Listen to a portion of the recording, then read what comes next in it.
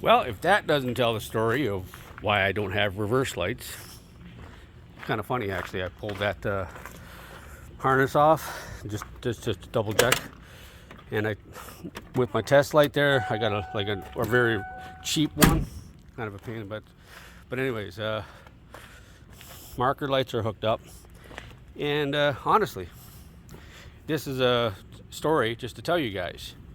When I actually did this, always double check your work, give them the tug test, because actually when I pulled this apart, one of the connectors wasn't on there and one of the connectors wasn't on there, and as soon as I touched them I was like, oh look, it works. So I had the truck turned around and I actually pulled these wires back through, and I had to come over here and just reconnected them. So didn't need to show you guys that. It's just basic. All I'm saying is when you put new connectors on or any wiring you do, always do a tug test. I did it on the other side. I thought I did it on this side, but apparently I didn't. So I was on the path of diagnosing my no reverse lights, hence the blocks. I got them on both sides. E-brake, I think I need to adjust my e-brake because wasn't quite it would hold the truck, but the truck would kind of creep back a little bit. Would just kind of creep back just a little before it stopped. So I don't know if it's just because those shoes had to be broke in, or I don't know exactly, but I might have to adjust those. And that's going to be part of the safety. So my lights are on right now, and this is actually like, because it's just easier because the inside bolts here, which on that side are Robinson, these are Phillips, and then on the inside they had Robinson, but this one's only got these two outside ones. So I started on this side here, double check to make sure I had 12 volt, which I do, obviously. Here, let me find this out. I had 12 volts at my battery, test light's working, come back here, in reverse, I had nothing. Okay, why do I have nothing? I turn around and I go underneath, and I have power coming to the back. What's going on? Now here's the thing, that harness that I'm talking about is well, this harness here. So that plug that I started the video off of was actually plugged into this right here. So it was in here, if you could imagine. So I'd unplugged it off both ends, plugged this back in, and that was my first test to see if there was something wrong with that wiring, because everything else in here, with the exception obviously of this wiring right here, is factory. So you know, tail lights, like these, my license plate lights work, my brake lights work, my blinkers work, like the marker lights work, whatever, all that works, but I don't have reverse. So now what I've got to do is figure out, because this harness actually goes above the tank, which is just awesome, because if I'm not mistaken, if I take this off, I'm pretty sure this right here is actually the side that has those broken pins. I don't think I can get this thing unplugged. I can. Yeah, see, this here is the side of the factory harness, and that one actually looks okay. So now, because this thing was up there, actually look at that, it doesn't even have broken pins. What the devil? What the crap? How does this thing... They don't look pretty. They don't look super clean, but maybe that's why. Yeah, this one, you can see that one right there. It looks green. Gotta get my wire brush there. I'm gonna clean these things up. And I'm just gonna leave this thing exposed. And when I put this thing back together again, it's supposed to be sealed up. I'm gonna put some dielectric grease in there. I do not think it'll affect it, but yeah, you guys can see green tips. I see green tips on every one of them. Actually, these last two right here seem to be okay, but this one, and these bottom three right here all seem to be corroded. So definitely need to address that. But actually, good thing is those pins are there. Oddly, it's odd because if you look at that plug, let me go back to that. Now, when I say that plug, I mean the harness that I've got here, which I cut this off because I think it was the brown and yellow were broken off in anyway, so whatever. But yeah, see, if you guys look at this, I don't know if you're going to focus on it, but for all intents and purposes, I don't know if you can really see that on video. This first one right here actually looks like it has a pin broken in it. This one below it does, so let's just... So 1 through 4, so pin 1, upper and lower look like they have one in it. Pin 2, upper kind of looks like there's one deep. Pin 2 here looks okay. And there's nothing in pin 4, but pin 4, this lower one right here, that also. So 1, 2, 3 of these things actually look like they have broken pins in them. But I have a funny feeling that's just, now that I actually seen that other one, I think that's the amount of corrosion on there. As I pulled this thing apart, I left a bunch of corrosion behind. So if I spray this out with contact cleaner and wire brush, well, I can't really wire brush this. Man, I wish I had. I do at work, actually. I don't know if I've got anything small enough to go in that hole, though. But if I can clean this up, I might be able to reuse this. Whatever. These things are cheap. They're not expensive. So, you know what? Garbage. I do have contact cleaner here somewhere. Honestly, I think it's inside the house. I will go ahead and do that. I'm not going to do that right now. I'm kind of done. The heat. Today actually turned out to be an absolutely beautiful day. I was over at my buddy's there. Somebody had dropped off an ATV that needed, it had a no start. Well, yeah, it was a no start on an ATV. It was actually, I don't know what year, Kawasaki 600 twin. And I go over there just to try to diagnose it because he said he had put a clutch cable on. I said, well, in this heat, it doesn't matter. It doesn't need one. But needless to say, I went over there. And it was one of those, you know, silly ones where I don't know what this guy did when he put it together. But when I was trying to start it and I was just doing an inspection as I was trying to start it, I actually saw an arc. And I don't know what this power wire was for, but the power wire was actually coming down and arcing out on the fuse box. So I just pulled that wire back, cut it off, and I reached up, hit the starter, and the thing starts up every single time now. So I have no idea what that power wire was, but it was probably one of the easiest fixes I've ever done on an ATV. And yeah, it's just dumb. So I don't know what my buddy's going to charge him for that. I told him, I said, you know, it's just a cable. Dude, is that? No.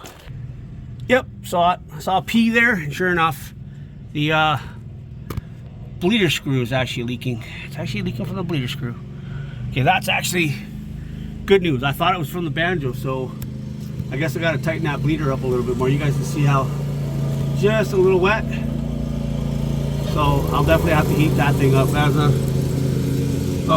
neighbor's now blowing dust all over the place.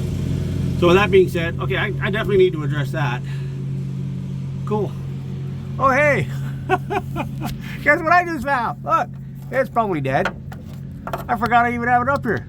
Oh yeah, she's dead. Driving the truck around with a light on it. So yeah, bleeder screw definitely have to be addressed. Sorry, bleeder screw definitely. Where is it? There it is. Definitely have to adjust that. Cool. Oh, sorry. Didn't realize it stopped recording. Also, upper bolt. There's two main ones and there's a little one up here. The upper bolt is loose, or actually it's not loose. Here, zoom out. So you guys see that? So I can actually torque that. So it's missing a bolt. So I need a new bolt for that. So you know what? Got my list going here. Oh, and before I leave, that's what I've done so far. It's got brand new hardware. Welded that one up, started punching holes on that, so I'm actually going to cut a section out of that where you see all those holes. That's all got to be cut out. That section right here, that section right there has got to be cut out. So I'll cut a nice big section out of that. So that's welded, I got a couple holes here to weld, that one there to weld. And I was actually looking underneath. They did, in fact, they must have tacked on like they did in the rear here, because the front ones here are mounted up and all the way up, and they cut them off. So I should be able to spin those off no problem, grind them off at the top. I'm gonna have to remove it. I want to remove the box for this job anyways, and it's gonna go right back in though, because being a regular cab, it's nice having this extra storage. So she's gonna go back in. But yeah, that I'm going to be grinding down those welds, and I might have to retack it just to fill some holes in it. I'm not that worried about it, because these little holes right here, which will have to be addressed in the future 100%, I may or may not, as for safety wise, it really doesn't have anything to do with safety. It doesn't, it shouldn't anyways. So, but just for the sake of it, I want to grind those things down all the way around that, make it a little bit smoother. And then I want to get, I need to find a can of self-etching primer to paint all this, because it is crazy how fast, look at that. It's crazy how fast that stuff rushes. Like the oxidation in that is is like instant. It's crazy how, look at that, all along where I welded, and even on the weld itself, there's oxidization already. So, and the funny thing is underneath the truck here, especially through here, all the little wires as they go through underneath, you should see that it looks like a forest underneath this line right here. Yet that's the cleanest line I've got, I think. That one and that one, but this is really wide. That's really wide. You can see how wide that is, and so that's why, you know, I'm trying to fill that gap up. So I think when I do these pieces here, I'm actually not going to have such a wide gap. I didn't realize it would turn out so ugly. I honest to God, I did. That is me trying to walk it back and forth, and then blowing out a little bit. So it blew out there, blew out here, so it's a wider. This right here kind of piles up on you. Just the weld's there. It's great penetration. This is not going anywhere. And the cross member, this right here, I actually did. You can see the box is now welded to this. It will be welded to this on this side anyways, and from underneath I will actually tack weld it alongside. It's actually welded right there. You can just make out that tack. They did make an effort. This was tacked over here. I see a couple little tacks on the side that they did, but this is actually across this way here, going across here when I was welding. I actually left a gap there on purpose so I could weld it directly to this 2x2, and there's me brand new hardware going through it, nice and shiny. So I mean, if this isn't structural, I'll tell you what, I have a funny feeling right now. Typically the weld is the strongest part, not the weakest part. At least that's what I learned in the oil field. So if anything, it'll crack on the outside, on the around the weld, not on the weld. But yeah, that's where I'm at with this. The box is coming along great. So I've got the 4 pieces in. Got to get those 2 ones in. Front marker lights are all working. Got to figure out those reverse lights, which is great. Actually, you know, diagnosing that is awesome. I still have to figure out that. Actually, here, I'll show you. All right, so front bumper, I'm gonna need hardware for that, so I'll mark hardware. Fog lights are not for safety, but I want to get that done. Scene sealer could be deemed for safety, but I want to get that done. Reverse lights, I know now what that's done. Those front transmission lines where they're kinked, want to get those done. Welding on the box, I'm on my way on that. Power window, I need to figure out. Rear springs, obviously, that is a safety thing. I want to grease all my fittings, which is just important. Cruise control, not safety thing, but I want to get that addressed. And I want to finish putting the interior in, which I'm closer to finishing now. And of course, the rear fuel pump. I don't think I'm missing anything right now. I'm pretty sure that's my list. I did cross out that today. The new quick bolts, basically that's done. Welding the cab, did it. Firewall welding, done. And replace the starter, done. So this is my list so far that I've completed. So you're going to see I still have a list. Not all this stuff has to do with safety. I mean, realistically, if I want, I can put all the suspension components too, like the front springs. I actually want to replace those springs with adjustable ones, not adjustable ones, variable ones. So I do want to update all that stuff too. The front shocks are okay. They're just a little rusty. Just appearance-wise, I'd like to get that done, especially if I get the truck painted. So without that being said, any guys, this is where all the stuff that I've got to get done. This is stuff I've gotten done so far. I wanted to bring that along with you guys, just showing you guys the progress. And yeah, thanks a lot for watching. Don't forget to like, share, subscribe, do all that. Leave a comment, of course. Hit the links below. Go to lumens.com, lumenshpl.com, lumenshid.com.